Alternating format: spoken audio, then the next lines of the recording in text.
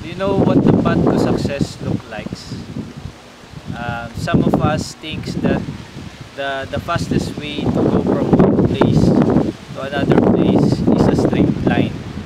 Okay? And they think sometimes na pag gusto nilang magkaroon ng maraming pera, mabilisan. Or even sometimes, pag gusto nilang maging maganda yung relasyon nila with their spouse, madali lang na gawin na straight away perfect yung relationship. Alam nyo po, we have just passed to a big zigzag line dyan sa Talisay, Batangas, because we just came from San Juan, Batangas. So we dropped by here in Tagaytay. And sa buhay natin, if yung success na hinahanap natin, yung maraming pera, maayos na relasyon sa ating mga asawa, sa mga tao, or even sa health natin, if you want to be fit, or even our spiritual side of our being, it's not really a straight line.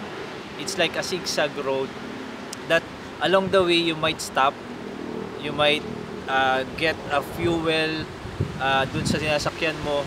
So may mga stopover yan in between. And hindi ho totoo na mabilisan lahat yung isang bagay. Kasi sabi nila ako, I have a principle na natutunan ko nung college. Sabi nila, pag mas pinaghirapan mo, mas mamahalin mo.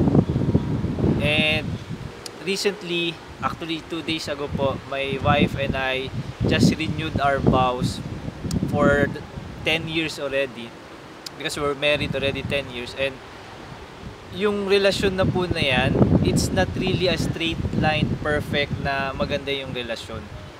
Meron hong mga ups and downs sa buhay namin. It's like parang roller coaster na minsan challenge yan, and minsan hardships, and minsan hindi pagkakaintindihan.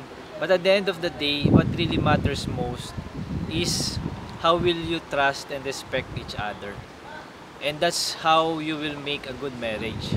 Even if you are getting also your path towards success on your finances, it's the same thing. For your health and even spirituality, it's all the same thing. So, this is Easy Phone Cardas for Easy Thoughts, your inspiration for a successful and significant life.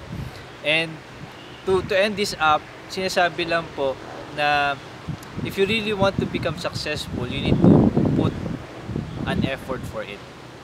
Okay? Because if you don't put an effort on it, and hindi ho yan biglaan bukas, successful ka na. So you need to put more effort, persevere, and focus, and give your commitment so that you become successful. Again, this is Easy Phone Cardas for Easy Thoughts, inspiring you to have a better and successful life.